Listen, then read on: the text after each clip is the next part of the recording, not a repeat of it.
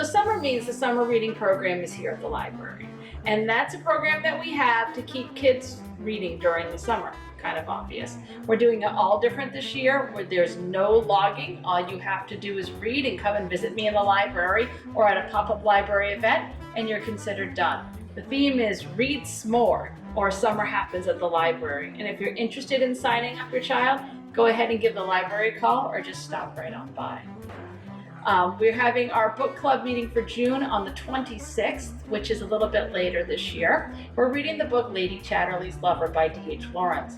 I have to admit, I had never read this book before. I can see why they banned it when it first came out, because it's definitely got some pretty adult language in it and pretty, themes of sexuality, themes of class relationship. I enjoyed it a lot more than I thought I would. And we have copies here at the library. We'd love to have you pop into our meeting at Murdoch's on the Green, 7 p.m. Wednesday, June 26th.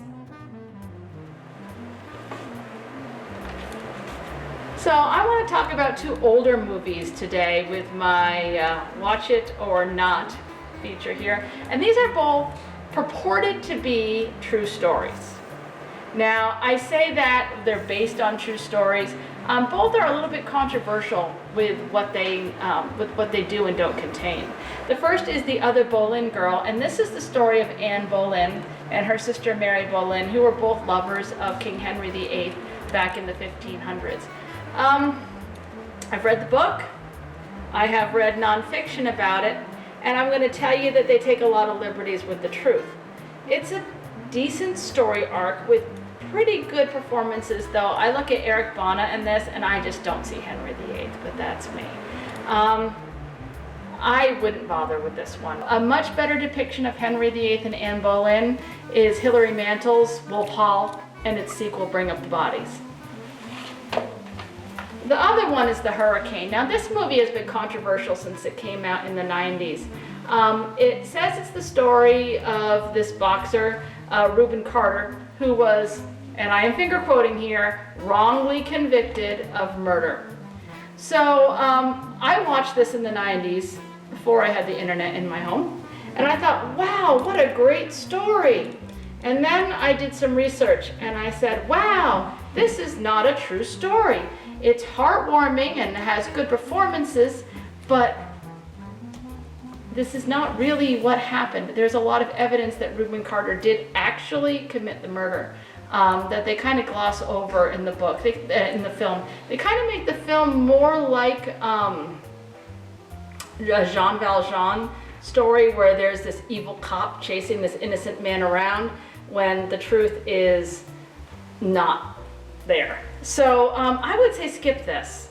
I mean, if you are looking for a true story, definitely skip it. If you want a heartwarming story with a really good Bob Dylan song in it, yeah, go ahead and watch it.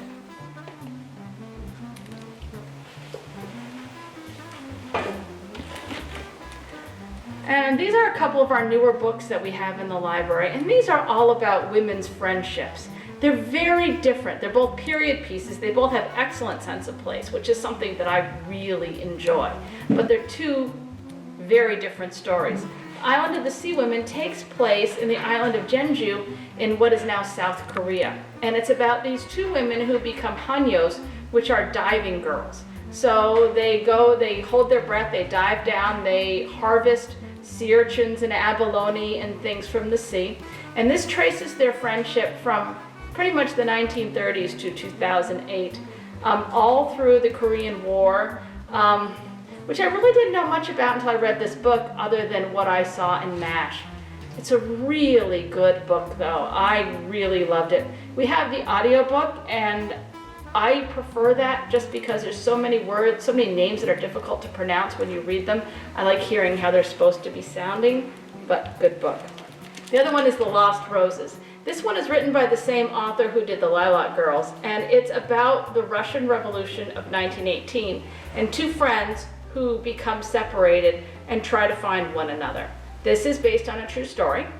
There is another book by this author called Lilac Girls, which is about the daughter of the main character. Pretty faithful to what happened. There are a couple composite characters thrown in there for dramatic effect, but a really good story of how two people who are best friends don't let anything stop them from taking care of each other. Very much recommend this.